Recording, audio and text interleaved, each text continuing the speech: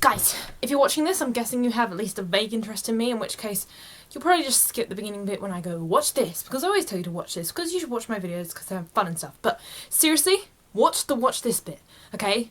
Okay, it's really cool. Just watch this. Watch this. Watch this. Watch this.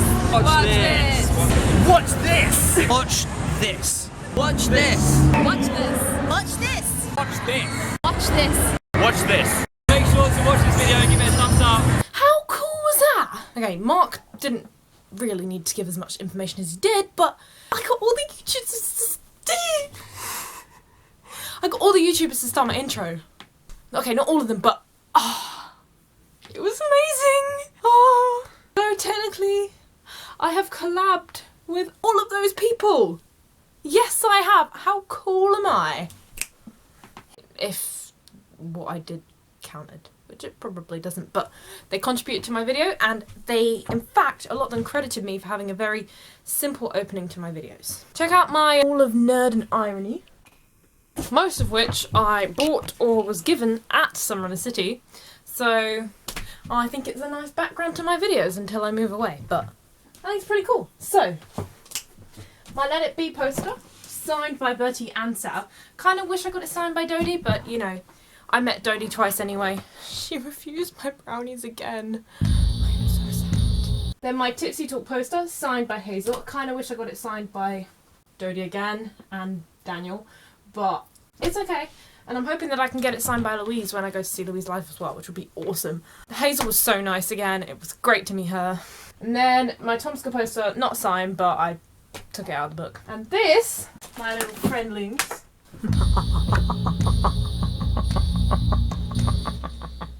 Jake Mitchell mask. How cool is this little baby? So yeah, hopefully you've guessed by the title, or what I've just been blabbing on about for the last 2 minutes. This is about Summer in the City. Now, I did vlog, or try to vlog where I was there, but if you look at this, I got to have a picture with them. And yeah, that was really fun.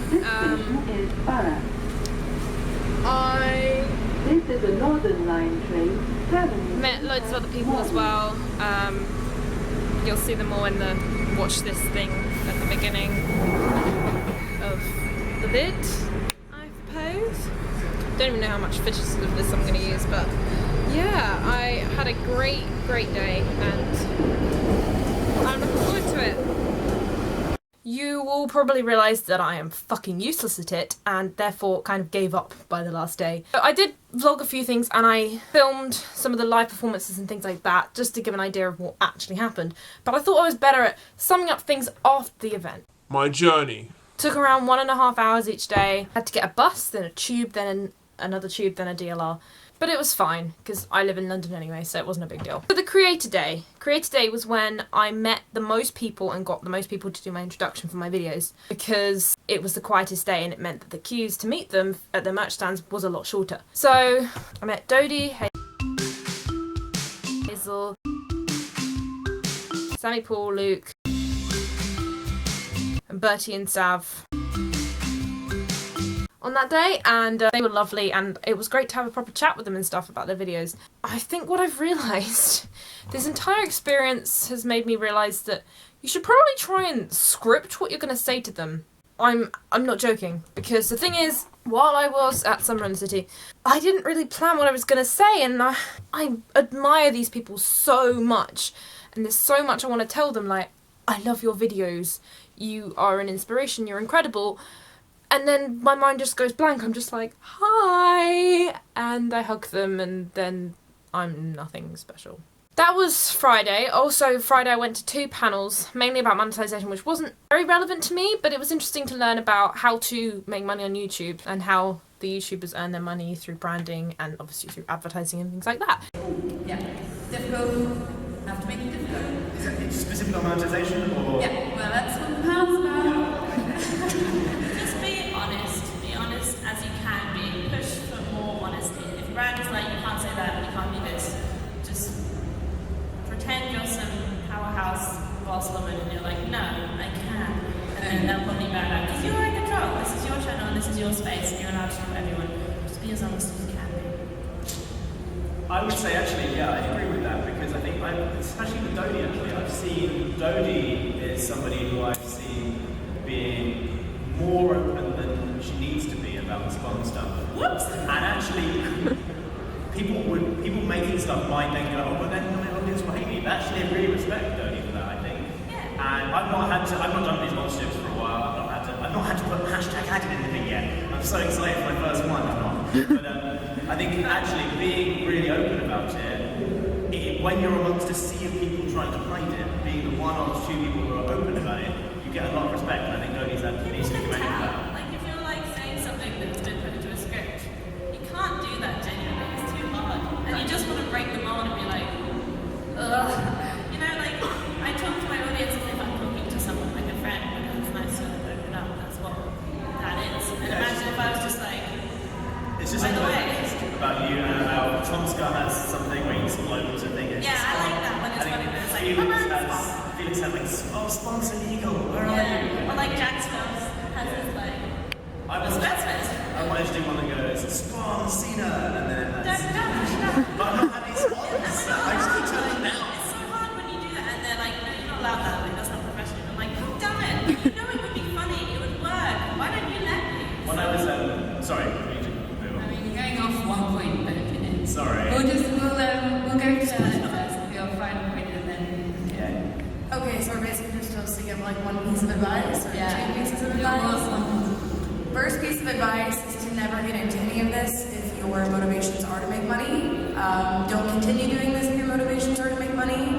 If you want to make money, do not go to YouTube, because the odds are you will not make money off of YouTube, and it's going to be a very difficult run. Like, you have to make YouTube videos for an average of like 4 years before you make anything, and before you're making a decent living, it's like 5 years, maybe even more.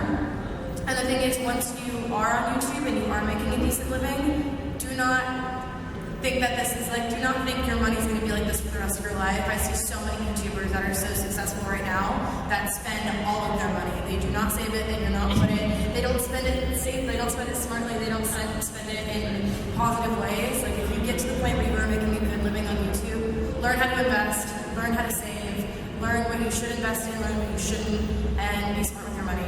The Saturday was more for the fans of YouTube as opposed to the creators. That's when I had my meet and greet with Jack and Dean. It was really great to meet them, and they were lovely guys, don't get me wrong, but it was quite sad because they're so popular. There was a really long queue to meet them, which unfortunately meant that I only got like 30 seconds with them. But I told them how much I loved their stage show, and Jack thanked me for coming to see him, which was really cool. But I didn't get to give him brownies, and they didn't get to do Watch This simply because it was so rushed. Never mind. But I did get to meet the Midnight Beast and Candice and Daniel J. Layton and Chloe on the Saturday, which was awesome. Also, I saw Dodie and John Cozart perform, if you want to have a look at this. Please mind yourself, voice in my calling. Look into puddles beneath your feet. Yes, I'm only 20, no, I'm 20 of me. I'm 21. Sometimes there are cheekbones hidden under the smile. And if you're really lucky, freckles pop up every once in a while. I usually do a paint job every single day, so wow, to my face. And this. No system with fishing and oil spills. Thank you, BP. Thank you, BP. The British are killing, oil is spilling. Now I can't see my eyes. Chinese men feast on flounders' fins. Plus the Japanese know all my whale friends. Oceans are drowning. I think I'm drowning thanks to BP. You suck.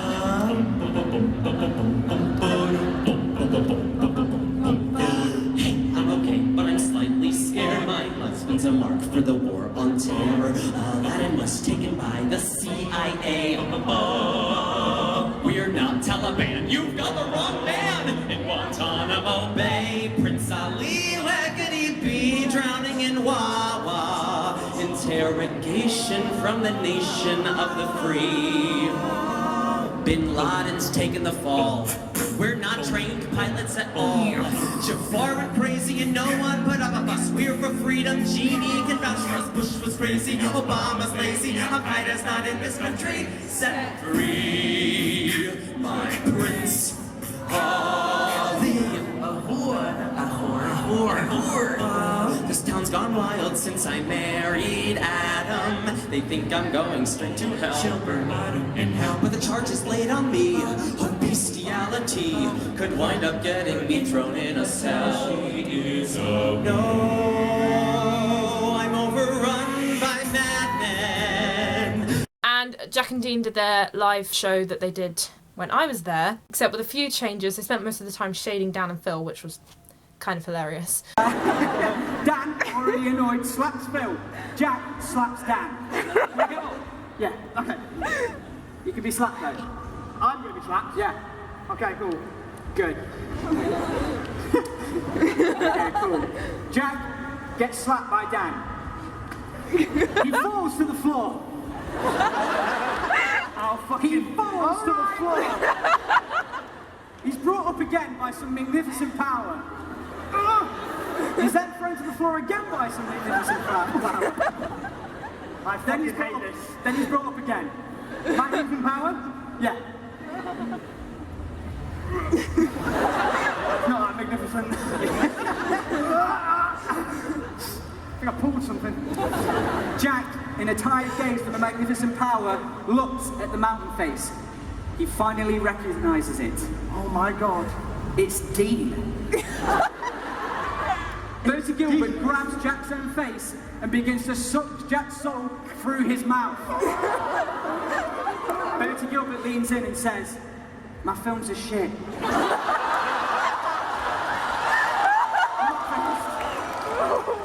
My films are shit.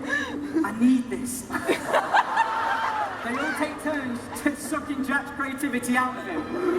After a rather intense and heavy suck-off, Jack...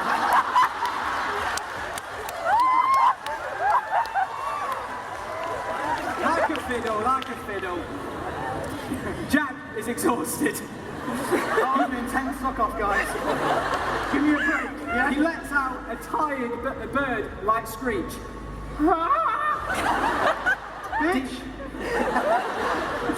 Dean appears from the darkness and absorbs a life force of everyone in the cave, except Dan, because he's his favourite. He laughs as Jack's drained, lifeless body begins to jerk around on the floor.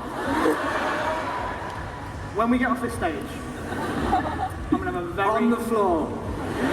Like a dog. That's not in it, but you're getting wise. Like a dog? Yeah, alright. Woof. Woof. Spin your head around in a circle. Can't do that. Oh, like that.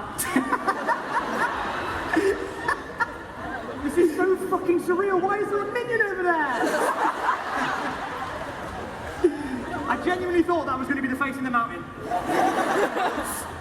Jack on the floor, now also a dog. Dean goes over to Jack and says, "This was all very complicated. I'm not sure. I'm not sure. No, I'm not sure of why any of it happened. But Dan and Phil, we're here, so maybe the audience will forgive this story's lack of overall direction."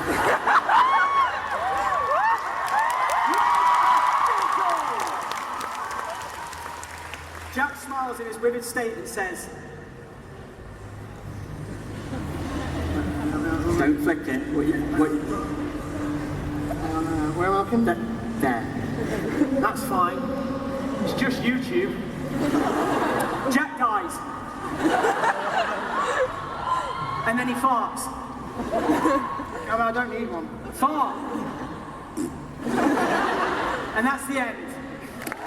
The performances were absolutely incredible and they were really funny. I missed the YouTube Awards, but that's because I was busy meeting people, which was my priority during those days. Then on the Sunday, that's when I had my meet and greets with Trent and Luke and John Cozart. Trent and Luke, they're not as big on YouTube, but that was good because it meant that I got to have a proper chat with them. They still didn't get to do my introduction, but we had a chat about my Harry Potter t-shirt, about which house I'm in, and also how far I've travelled and things like that.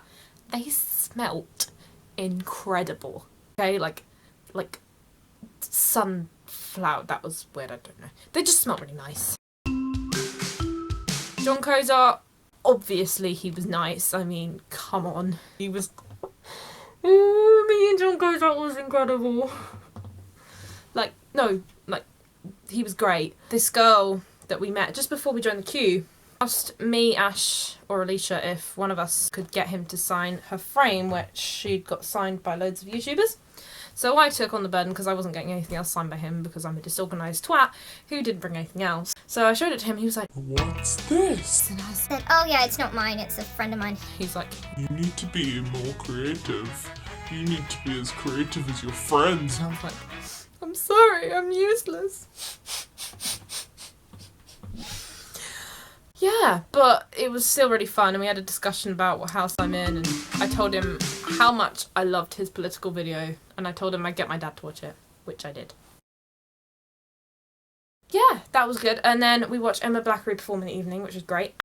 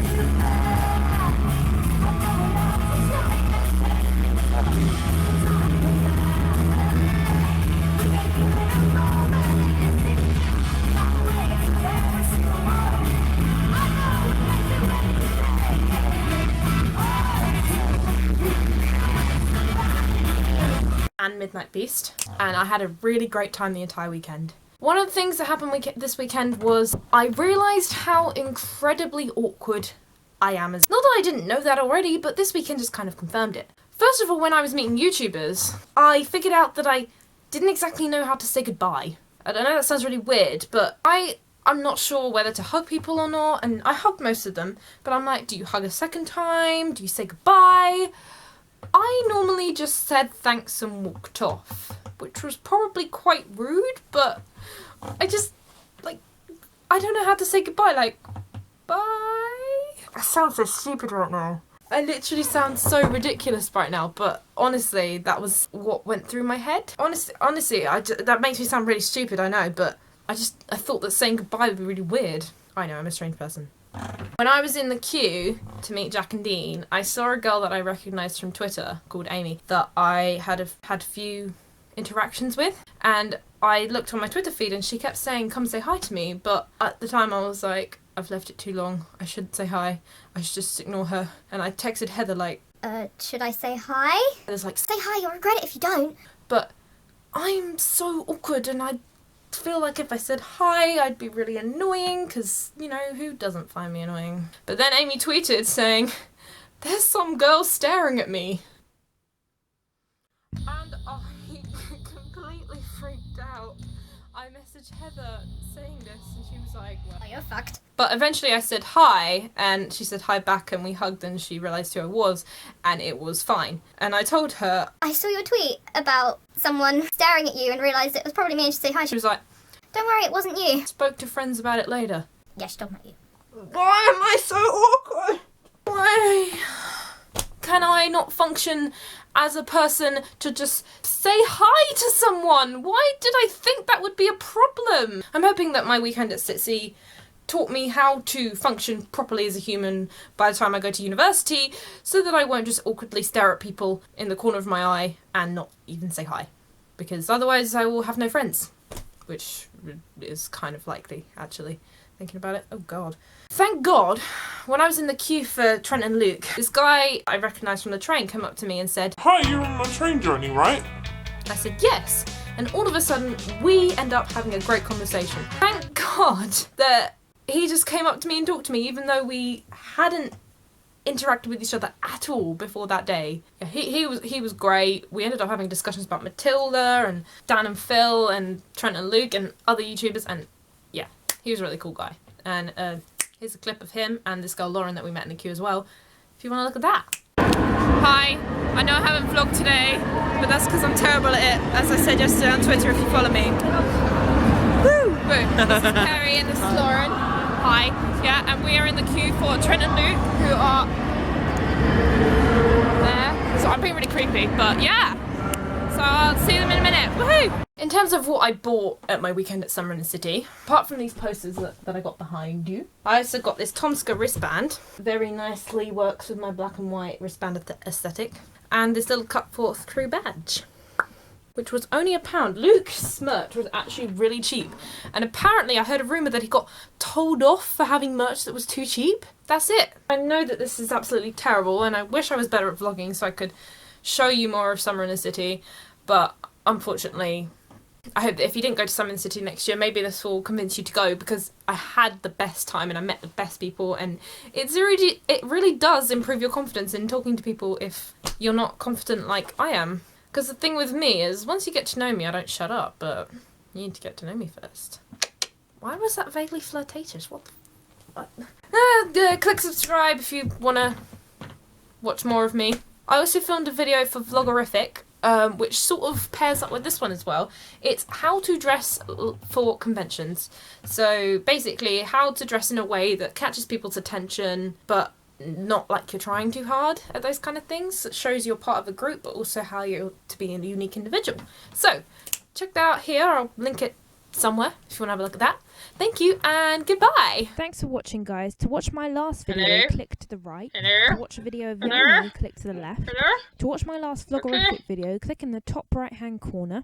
To watch my last vlog, click in the top left corner or click below to subscribe. Ropo flown like Glozo. It looks stupid when you write it down.